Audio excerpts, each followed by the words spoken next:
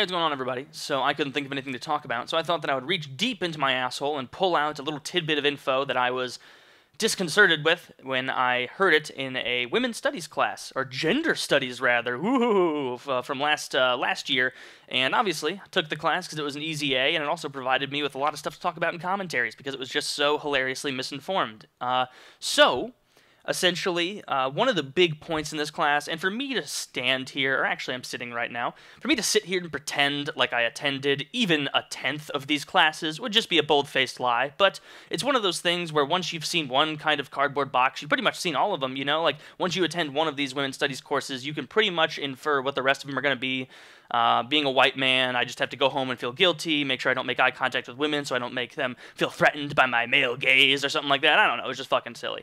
But the big thing that they talked about in the few classes that I did attend was about jokes and about making fun of things, and, you know, fortunately I was there for that, because I like making jokes and I like making fun of things by virtue of the fact that I have a fucking channel on YouTube dedicated to that kind of shit. So I decided to stick around for that class, and I was just shocked, and I won't say appalled or offended, because then I would be just as much of a pussy as these assholes, but their big point, this dude who was the professor of this class, he was like, when you make jokes about things, that normalizes those things in our cultural zeitgeist. And I just had to sit and think about that for a second. You know, just sit and think about that, and to a lot of you, that's probably not a new idea. That's probably not a new idea at all. You've probably heard that before. You've probably heard, maybe you made a joke about racism or something, and someone came up to you like a teacher and said, hey, you shouldn't make a joke like that because that normalizes institutionalized racism in our culture, or something like that. Now, for, let's say, an average intelligence person, maybe that'll take you 15, 16 seconds to debunk, but I take pride in my ability to see through bullshit like this, so I saw through it as soon as it came out of this guy's bullshit mouth.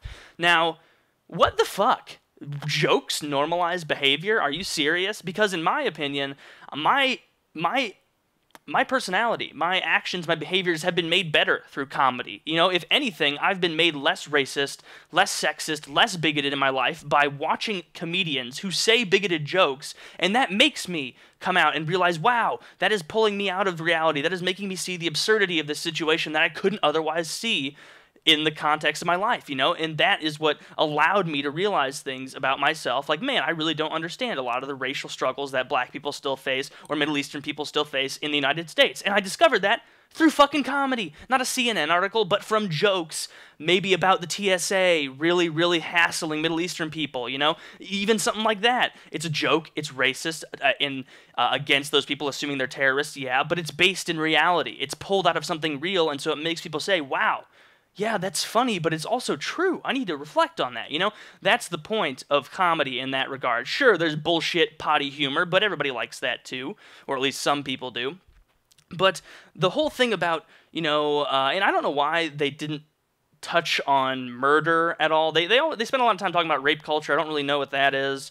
Probably because it's not real, or any more real than murder culture or something, but they never mentioned, like, a joke about murder, you know, because that's the example I would have brought up. Now, people get murdered, and jokes are made about that all the time on Xbox Live in games. I would bet that murder jokes outnumber rape jokes 10,000 to 1. I bet 10,000 to 1 murder to rape jokes all in all across the world. Let's say 1,000 to 1 murder to rape jokes. Now, does that mean that we are on a path where we are moving 1,000 times faster, you know, speeding, you know, towards a reality where murder is normalized? No. And if you're so fucking stupid that you think that humankind survived all of the troubles, all of the awful things, all of the struggles evolutionarily in our past, and that a few jokes on fucking Twitter are gonna send us back to the Bronze Age, then you're an idiot, and you should go get on one of those big pieces of ice that they ship old people off in Antarctica, and then just go die, because you're worthless as a human being. I'm sorry, you are.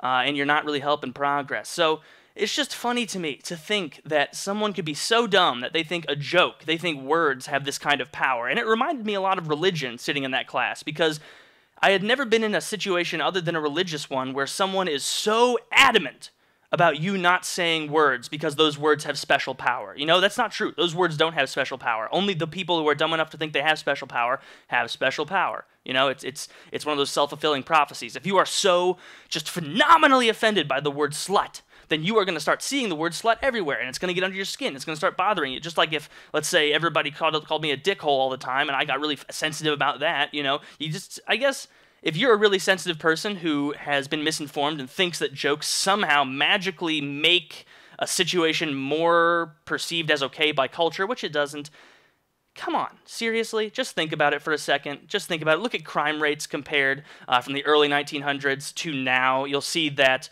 murder rates are down, violent crime is down. You'll see that almost every kind of, fucking crime is less awful than it was back then. We have more jokes now. There's Twitter, there's Facebook, there's the internet. There's way more jokes now, but way more peace. That's interesting, isn't it? It's almost like they have almost nothing to do with one another. It's almost like things like rape and murder and war and things that are really, really phenomenally complex in the cultural zeitgeist and in the world zeitgeist, rather, shouldn't be relegated to a fucking joke on Twitter, you goddamn idiot, and pretend that by you defending that joke and fighting against it on Twitter or Tumblr or Facebook or Reddit, that you're somehow standing up as a white knight for, minorities and, the troubled classes and all that, because you're not. You're just being a self-righteous asshole who can't laugh at things like the rest of us, and it doesn't make you look more cultured, it makes you look like an idiot, and I can't wait for 5 years to go by so all you can look back and realize how much of a cunt you're being. The end.